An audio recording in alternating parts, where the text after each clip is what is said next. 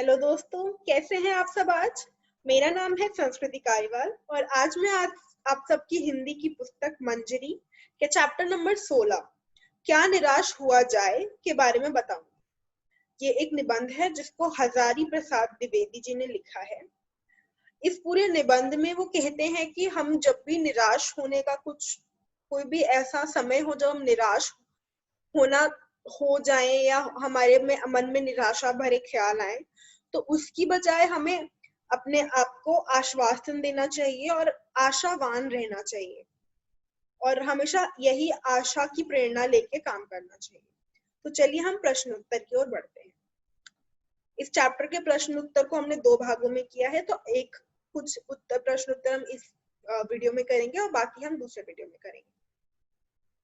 पहला प्रश्न क्या है, क्या कारण है कि आजकल हर व्यक्ति संदेह की दृष्टि से देखा जाता है। आजकल लोग दोषी अधिक और गुणी कम दिखाई देते हैं। पहले क्या पूछा है हमारे लेखक ने हमसे, मतलब क्वेश्चन क्या है कि क्या वजह है कि आजकल हम व्यक्ति को, हर दूसरे इंसान को बहुत ही संदेह से, बहुत ही ऐसी दृष्टि से देखते हैं कि इसने क्या गलत किया हो सकता है। तो हमें उत्तर में हम क्या बोल रहे हैं कि आजकल लोग दोषी अधिक और गुणी कम दिखाई देते हैं। आप भी कभी नोटिस करेंगे कि आप भी किसी को देखेंगे तो हमें लोगों के अवगुण पहले ज्यादा दिखाई देते हैं उनके गुणों की बजाय। इसका कारण यह है कि गुणों पर कम ध्यान दिया जाता है और दोषों को बढ़ा चढ़ाकर दिखाया जाता है। अगर किसी के गुण होते हैं तो लोग उसकी तारीफ कम करते हैं, और बल्कि अगर किसी के अवगुण, जो उनकी दोष है, उनको बढ़ा चढ़ा के ज्यादा बताया जाता है आजकल। तो इसलिए आजकल व्यक्तियों पे संदेह ज्यादा किया जा रहा है क्योंकि गुणों पर कम ध्यान दिया जा रहा है और जो दोषों पे लोग आजकल बढ़ा चढ़ा के बातें कर रहे हैं। प्रश्न 2, जीवन के महान मूल्यों के बारे में लोगों की आस्थाएं क्यों हिलने लगी हैं। तो जीवन के जो बड़े बड़े मूल्य हैं उनके लिए, उनके बारे में लोगों की आस्थाएं क्यों हिल गई हैं, क्यों बदलने लग गई हैं। उसका उत्तर क्या है, आजकल समाचार पत्रों में ठगी, डकैती, चोरी, तिरस्कारी और भ्रष्टाचार के समाचार भरे रहते हैं। आप सबने भी कभी अखबार देखा होगा, अखबार खोलते होंगे तो अखबार में चारों तरफ बस यही खुश या ऐसी कोई खबर ही नहीं आती जिससे इंसान का मन खुश हो, जिसको सुन के अच्छा लगे कि दुनिया में भी अच्छाई बची है। खबरें ही ऐसी आती हैं, ठगी हो गई, डकैती हो गई, चोरी हो गई, भ्रष्टाचार की समाचार होते हैं,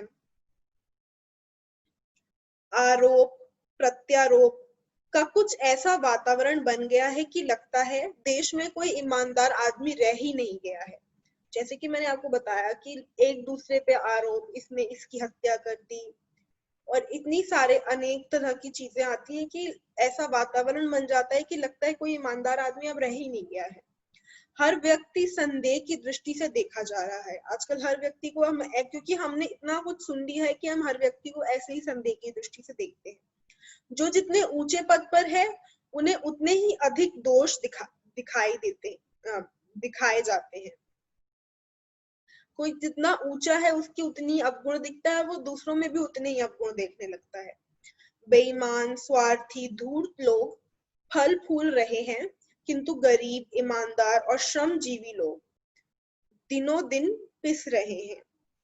तो जैसे आप जानते हैं कि ये जो आम आदमी बोला जाता है कि जो भारत का आम इंसान है, गरीब घर का पर मेहनत करने वाला, श्रमजीवी, श्रम करने वाले लोग, वो लगातार पिसते जा रहे हैं। और जो ये भ्रष्टाचारी लोग हो गए, पॉलिटिशियंस हो गए, बेईमान स्वार्थी लोग, ये और फल फूल रहे हैं और ये ज्यादा बढ़ोतरी हो रही है इनकी। समाज में जो भी भीरू और बेबस लोग हैं उन्हें दबाया जाता है। तो जितने और जैसे लोग बेबस होते जाते हैं, आम आदमी को बेबस बोला जाता है, उनको दबाया जाता है। ईमानदारी को मूर्खता का पर्याय समझा जाने लगा है। जीवन के महान नैतिक मूल्यों एवं आदर्शों का मजाक उड़ाया जा रहा है। तो इसी वजह से, ये सब होने के कारण, जो हमारे जीवन के मूल्य है कि ईमानदारी और हमेशा सही बोलना, झूठ नहीं बोलना, इन सब मूल्यों का मजाक उड़ाया जा रहा है। इसलिए जीवन के आज हमारी आस्था हिलने लग गई। इसलिए इन सब मूल्यों के चलते हमारी आस्था हिलने लग गई है, इन सब मूल्यों के प्रति हमारी आस्था हिलने लग गई है, क्योंकि इतना सब कुछ हो रहा है हमारे साथ। किन घटनाओं के आधार पर लेखक को लगा कि मनुष्यता अभी समाप्त नहीं हुई है? जैसे कि मैंने आपको बताया, पूरे पाठ में लेखक यही बता रहे हैं कि अभी दुनिया में अच्छे लोग बाकी हैं, मनुष्यता अभी समाप्त नहीं हुई है। तो वो किन घटनाओं के बारे में लेखक ने ऐसा बोला? एक टिकट बाबू की ईमानदारी और एक बस कंडक्टर की कर्तव्य परायणता की घटनाओं के आधार पर लेखक को यह लगा कि मनुष्यता अभी समाप्त नहीं हुई है। तो लेखक अपनी कहानी में एक टिकट बाबू की ईमानदारी के बारे में बताते हैं, एक बस कंडक्टर के कर्तव्य, अपने काम के प्रति कृतज्ञता होने के आचरण के बारे में बताते हैं। उन घटनाओं के आधार पर वो कहते हैं कि अभी इस दुनिया में इंसानियत समाप्त नहीं हुई है। प्रश्न 4, बुराई में रस लेना बुरी बात है, अच्छाई में उतना ही रस लेकर उजागर ना करना और भी बुरी बात है, क्यों? तो लेखक ने क्या किया है, बुराई में अगर इंसान रस लेता है तो वो बुरी बात है, बुराई में घुल मिल जाता है तो वो बहुत बुरी बात है। अच्छाई में उतना ही रस लेकर उजागर ना करना, खुश ना होना, उतना ही मजा लेके खुश नहीं होना, तो वो और भी बुरी बात है। उत्तर इसका मतलब इसका क्यों ऐसा कहा गया है? लेखक कहते हैं कि लोग एक दूसरे की बुराई को बड़ा रस लेकर उद्घाटित करते हैं, बड़ा मजे से सुन लेते हैं कि ओहो इसमें तो ये बुरी बात है, जो बहुत बुरी बात है, जो नहीं अच्छी बात है। किंतु दूसरे की अच्छाई को उतना ही रस लेकर प्रकट करने में संकोच करना तो और भी बुरी बात है। कि जैसे लोग क्या करते हैं कि किसी की बुरी बात या बुराई सुन लेते हैं तो उसको बड़े मजे से प्रेम से सामने वाले के सामने प्रकट कर देंगे कि ओहो ये इसमें तो इतनी बुराइयां हैं। पर किसी की अच्छी बातें सुन के ऐसा नहीं करेंगे, उसमें संकोच प्रकट करेंगे। किसी की अच्छाई कहीं से सुननी है तो उसको आगे बढ़ाने में, उसकी बात करने में उनको संकोच होगा। तो लेखक ने कहा ये और बुरी बात है कि किसी की अच्छाई सुन के उसको प्रकट करना और मतलब प्रकट करने में संकोच करना और भी बुरी बात है।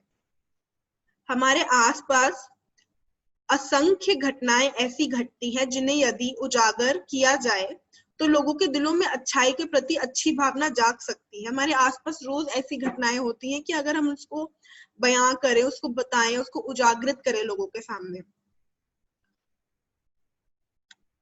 तो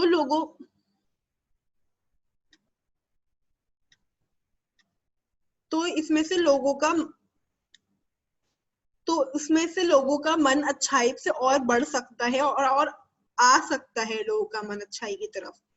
अतः अच्छाई को प्रकट करने में कभी पीछे नहीं रहना चाहिए। तो कभी अंततः यही कहना चाहते हैं कि हमें अच्छाई को हमेशा सामने प्रकट करना चाहिए और बुराई को इतना प्रकट करना नहीं चाहिए।